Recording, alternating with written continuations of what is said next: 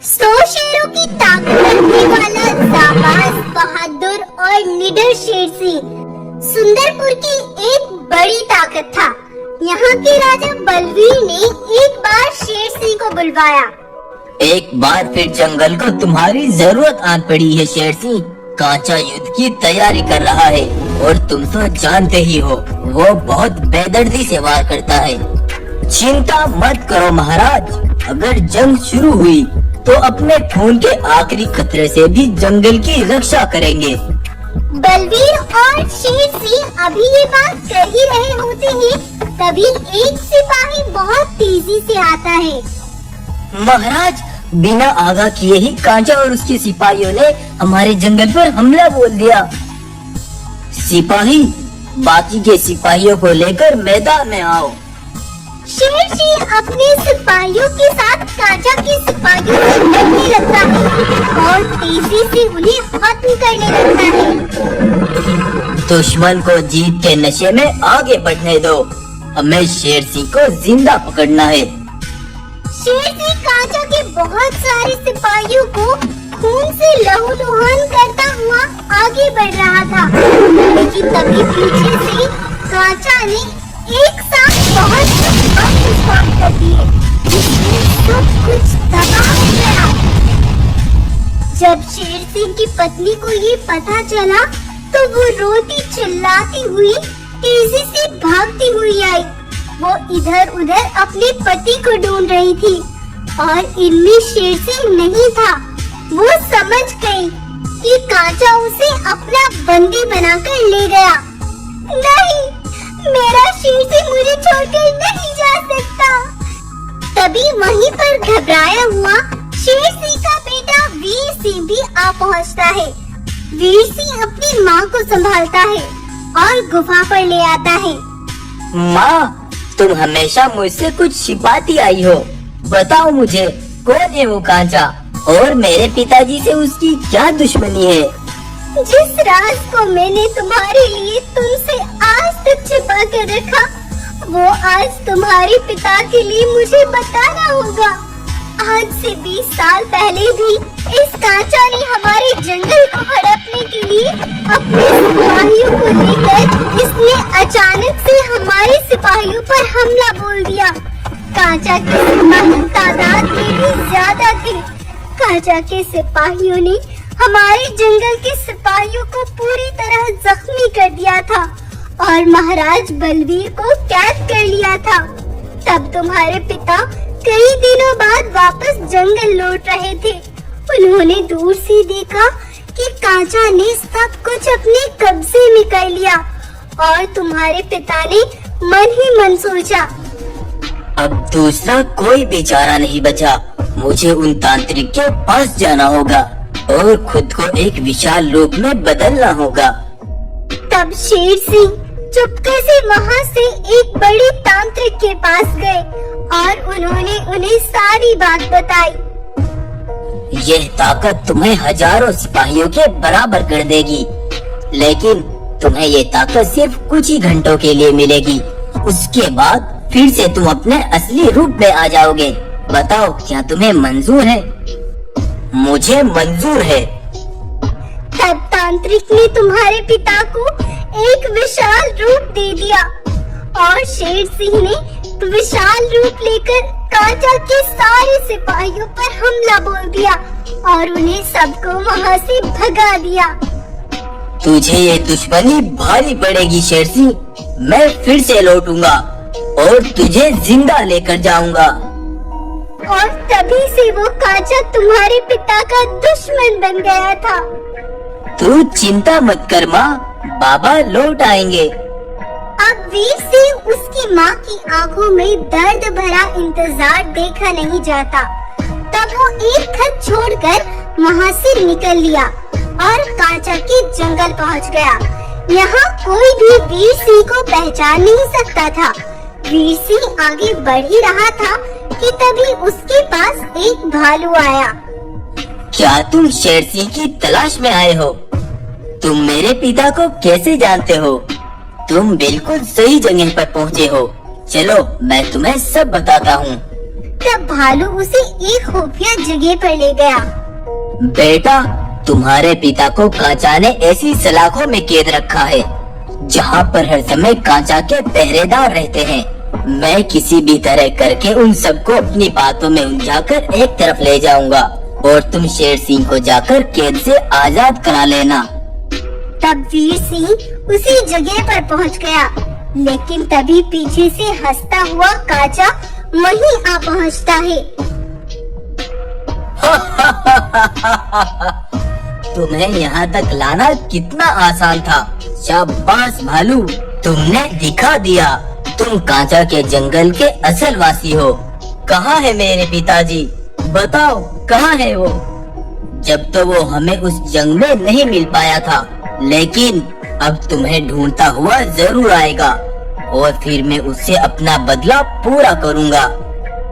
दरअसल जब कांचा ने बम विस्फोट किया था, तब शेर सिंह दूर बहती एक नदी में जा गिरा था। सबने सोचा शेर सिंह कांचा की गिरफ्त में है, लेकिन ऐसा नहीं था। जहां इधर कांचा ने वीर सिंह पर जुल्मों की हदें पार करनी शुरू कर दी, तो उधर शेर सिंह वापस अपने जंगल आ पहुंचा।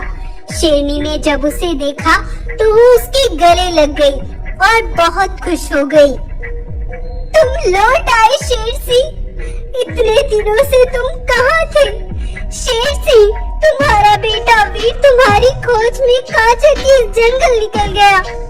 क्या? नहीं नहीं, तुमने उसे जाने क्यों दिया? वो खत छोड़कर रात के अंधेरे में निकल गया था महाराज। इधर शेर सिंह अपने जंगल से निकल लेता है, उधर कांचा के जंगल में जानवरों की तेजी से भगदड़ मची हुई थी। भागो भागो, आज हमारे सिपाहियों के कातिल के बेटे को सजाए मौत मिलेगी। भागो भागो। इधर शेर सिंह भी एक नकली खाल पहनकर इसी भीड़ में जमा हो गया। वीर सिंह को एक बड़े पेड़ में बांध दिया गया और कांचा बोला, आज से 20 साल पहले इसके बाप ने हमारे जंगल के एक एक सिपाही को जान से मार डाला था। बोल, अब तुझे कौन बचाएगा? तभी पीछे से शेर सिंह अपने ऊपर से खाल उतार कर बोलता है, आज भी बाप बेटे को बचाएगा। सिपाहियों, आक्रमण करो, आगे बढ़ो। तब शेर सिंह की एक बड़ी सेना भागती हुई आती है और कांचा के सिपाहियों पर हमला बोल देती है। दरअसल जब शेर सिंह कांचा के जंगल आया था, तभी वो अपनी एक बड़ी सेना लेकर आया और उसने उन्हें एक खुफिया जगह पर रखा। सही समय आने पर तुम सबको एक साथ आकर कांचा के सिपाहियों पर वार करना होगा। शेर सिंह और उसके सिपाहियों ने कांचा के सारे सिपाहियों को खून से लथपथ कर दिया। तब शेर सिंह यहाँ के जानवरों को बताता है, कांचा अपने ऊपर जुल्मों का मुखौटा पहने हुए था। आज से 20 साल पहले जब उसने मेरे जंगल के सिपाहियों को अपनी गिरफ्त में ले लिया था, तब मैंने अपनी जंगल की रक्षा करने के लिए उसके सिपाहियों को वहाँ से भगा दिया था। मैंने हमेशा सच का साथ दिया और मैं चाहता हूँ फिर कभी कांचा जैसा राजा ना आकर जंगलों के बीच दुश्मनी ना खड़ी करे। इस तरह शेर सिंह ने अपनी और अपने बेटे की जान बचा ली और कांचा को मिली उसके जुल्मों की सजा। तो आपकी ये कहानी कैसी लगी, हमें कमेंट करके जरूर बताएं। एक गर्भवती शेरनी के पीछे तबाकी नाम का खूंखार बाघ पड़ा हुआ था। वह शेरनी को हर हाल में मारना चाहता था। हे ऊपर वाले, ये कैसा इंसाफ है? मैंने किसी का क्या बिगाड़ा है जिसकी सजा मेरे आने वाले बच्चे को मिल रही है? तभी तबाकी बाघ शिकारियों के बिछाए हुए जाल में फंस जाता है और रश्मि शेरनी एक सुनसान जगह पर जाकर सांस लेती है। उसे प्रसव पीड़ा शुरू होती है। तभी एक गाय वहाँ पर आती है। शेरनी बहन, हिम्मत करो, तुम्हें कुछ नहीं होगा। कुछ देर बाद रश्मि एक सफेद शेर को जन्म देती है। गाय उस बच्चे को देख आश्चर्यचकित हो जाती है। उसे अपनी आंखों पर विश्वास नहीं हो रहा था। गाय तेजी से दौड़ती हुई वहाँ से चली जाती है। अरे बहन, तुम कहाँ जा रही हो? अरे सुनो तो सही। तब रश्मि भी अपने बेटे को लेकर अपने जंगल चल देती है। कुछ देर बाद वही गाय सुंदरवन जंगल के राजा गब्बर शेर को वहीं पर लेकर आती है। गाय, तुमने कुछ और देखा होगा। यहाँ पर ना कोई शेरनी और ना मेरा बेटा सिम्बा है। मरे हुए कभी जिंदा नहीं हुआ करते। महाराज, आज तक मैं भी यही सोचती थी, लेकिन ऐसा हो गया है। आप मुझे 2 दिन का समय दे, मैं उसे ढूंढ निकालूंगी। गाय जगह जगह पर सिम्बा के पोस्टर लगवा देती है ताकि उसका पता कोई उसे बता सके। 2 दिन ऐसे ही बीत गए। गब्बर गाय के पास आया। क्या तुम्हें कुछ पता चला? महाराज, बस मैं आपके पास ही आ रही थी। सिम्बा का पता चल चुका है। मुझे एक खत आया था।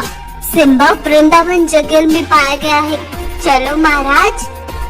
गब्बर गाय को लेकर तेजी से वृंदावन जंगल में पहुंच जाता है और जैसे ही वो अपने बेटे सिम्बा को देखता है तो उसकी धड़कनें बढ़ जाती हैं। महाराज, ये सिम्बा का पुनर्जन्म हुआ है। तुम्हारा बेटा लौट आया है महाराज। गाय, ये तुम क्या बोली जा रही हो? ये मेरा बेटा है, मैंने ही इसे जन्म दिया है। हाँ, इसमें कोई शक नहीं है, लेकिन सच्चाई क्या है मैं तुम्हें अभी बताती हूँ। कुछ समय पहले महाराज गब्बर अपने पुत्र सिम्बा के साथ एक बड़े जंगल पर राज कर रहे थे, लेकिन यह बात तबाकी बाग को बिल्कुल हजम नहीं थी। वो एक तांत्रिक के पास गया। मुझे अब हर हाल में उन दोनों बाप बेटों को रास्ते से हटाकर जंगल का राजा बनना है। मुझे कोई बड़ी ताकत दो जिससे मैं उन दोनों का अंत कर सकूं। तुम्हें सिम्बा का एक बार नहीं 2 बार अंत करना होगा, क्योंकि सिम्बा का फिर से पुनर्जन्म होगा। और अगर तुमने उसे फिर से ढूंढकर न मारा तो वह तुमसे बदला जरूर लेगा। मैं अभी तुम्हें एक विशाल शरीर देता हूँ ताकि तुम उसका अंत कर सको, लेकिन उसको मारने के बाद तुम अपने असली रूप में आ जाओगे।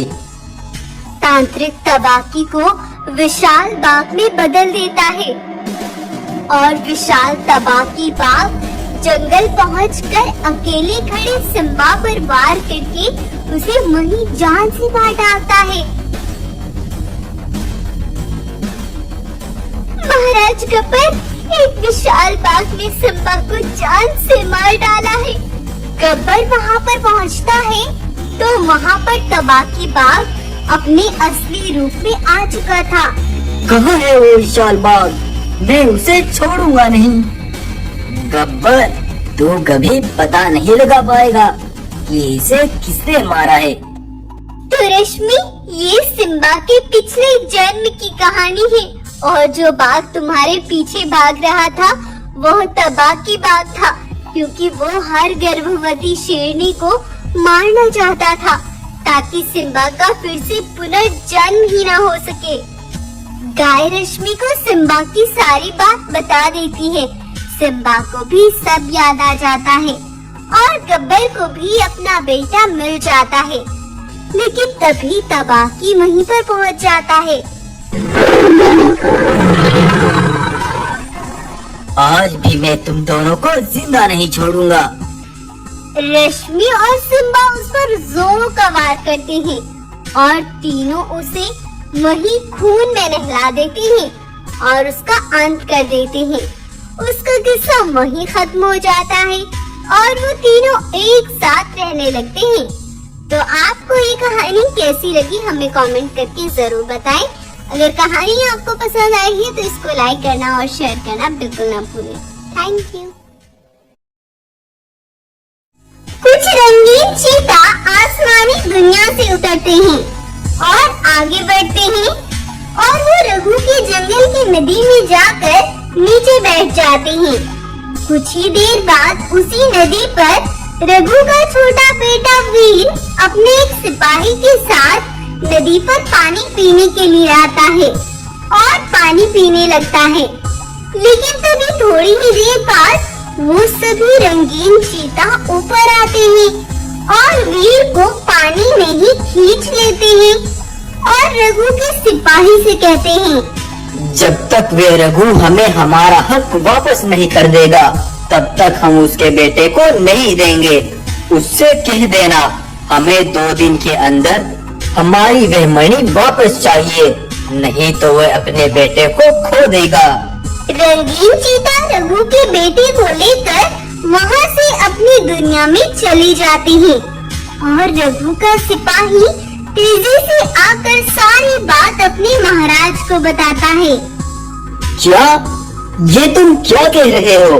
लेकिन मैंने किसी से किसी की मणि नहीं छीनी, तो फिर वो चीता किस मणि की बात कर रहे हैं? आखिर क्यों रंगीन चीता रघु के बेटे वीर को लेकर गए और वो किस मणि की बात कर रहे हैं? दरअसल सभी रंगीन चीता अपनी दुनिया में खुशी से रहते थे। उनके पास एक जादुई मणि थी जिसकी ताकत से वो जो चाहे कर सकते थे। वो मणि बहुत शक्तिशाली थी और इधर रघु के ही जंगल में उसका दोस्त गब्बर बाघ भी रहता था। रघु की खुशहाली गब्बर से देखी नहीं जाती थी। वो हमेशा रघु को नुकसान पहुंचाने के बारे में सोचता रहता था। एक बार शाम के समय गब्बर जंगल में घूम रहा था कि तभी एक रंगीन चीता वहाँ से गुजरा। उसने अपनी जादुई मणि की ताकत से एक जादुई घोड़ा वहाँ प्रकट किया और वो उस पर बैठकर चल दिया। ये सब करते गब्बर ने रंगीन चीता को देख लिया और वो रंगीन चीता का पीछा करते करते उन्हीं की दुनिया में पहुँच गया। और रात में जब सभी चीता मिलकर अपनी जादुई मणि को एक सुरक्षा कवच के अंदर रखते हैं तो गब्बर उन्हें देख लेता है और चुपके से वो मणि उठाकर भाग आता है और अपने जंगल की तरफ वापस आ जाता है। अब रघु की बर्बादी का समय आ गया है। ये मणि मैं उसे ले जाकर दे दूंगा और जब रंगीन चीता को पता चलेगा कि मणि रघु के पास है तो वे रघु को बर्बाद करके रख देंगे। तब गब्बर ने एक शेर की नकली खाल पहन ली और जख्मी हालत में पेड़ के पास पड़ गया। उधर से रघु अपनी पत्नी के साथ आ रहा था जब एक शेर को रघु ने खूनी और जख्मी हालत में देखा तो वो बोला, रीना, लगता है ये शेर किसी दूसरे जंगल का है, लेकिन ये तो बहुत जख्मी है, हमें कुछ करना होगा। तब रीना और रघु शेर की नकली खाल में पड़े उस गब्बर बाघ को अपनी गुफा पर ले आए। रघु और रीना ने गब्बर शेर की बहुत ज्यादा देखभाल की। थोड़ी ही देर बाद गब्बर उठ खड़ा हुआ। भाई, तुमने मेरा बहुत ध्यान रखा, मैं तुम्हारा बहुत शुक्रगुजार हूँ। इसके बदले मैं तुम्हें ये जादुई मणि देता हूँ, ये हर काम में तुम्हारी बहुत मदद करेगी। और ये जादुई मणि गब्बर ने इस तरह से रघु को दे दी थी और वो वहाँ से चला गया था और उसने अपने ऊपर से शेर की खाल भी उतार दी। इस तरह गब्बर ने रघु को पूरी तरह से फंसा दिया था। अब रघु परेशान हो रहा था कि तभी वहाँ पर एक बहुत बड़ा विशाल शेर आसमान से उतरता है और रघु से कहता है, तुम्हारी परेशानी का कारण मुझे पता है, लेकिन वो जादुई मणि उन्हीं रंगीन चीता की है जिसे चुराकर तुम्हारा दोस्त गब्बर लाया था और उसने शेर की नकली खाल पहनकर वह मणि तुम्हें दे दी ताकि सभी रंगीन चीता गुस्से में आकर तुम्हें कोई बड़ा नुकसान पहुंचा दे। यकीन नहीं आता तो अपनी आंखें बंद करो, तुम्हें सब दिख जाएगा। तब रघु आँख बंद कर लेता है और उसे गब्बर की सारी सच्चाई दिख जाती है। गब्बर मेरा दोस्त मेरे साथ ऐसा करेगा, मैंने कभी सपने में भी नहीं सोचा था। लेकिन मुझे अपने बेटे को बचाना है। तुम उसकी चिंता मत करो, हम वे जादुई मणि लेकर उन रंगीन चीता की दुनिया में जाएंगे और उन्हें सारी सच्चाई बता देंगे। तब विशाल शेर रघु को अपनी पीठ पर बैठाकर आसमानी दुनिया में चला जाता है और रंगीन चीतों तक पहुंच जाता है। जादुई विशाल शेर और रघु उन रंगीन चीता को उस गब्बर के बारे में सब बताते हैं और उनकी जादुई मणि वापस कर देते हैं। जिसकी सजा हम तुम्हें दे रहे थे, वो गुनाह तो तुमने किया ही नहीं था, हमें माफ करना भाई। लेकिन वो गद्दार गब्बर अब बच नहीं पाएगा। तब रंगीन चीता उस मणि की शक्तियों से रघु के जंगल पहुंचकर गब्बर को जान से मार डालते हैं। उसके बाद से रघु अपने बेटे के साथ खुशी से रहने लगता है। तो अगर आपको ये कहानी पसंद आई है तो इस कहानी को लाइक करें, शेयर करें।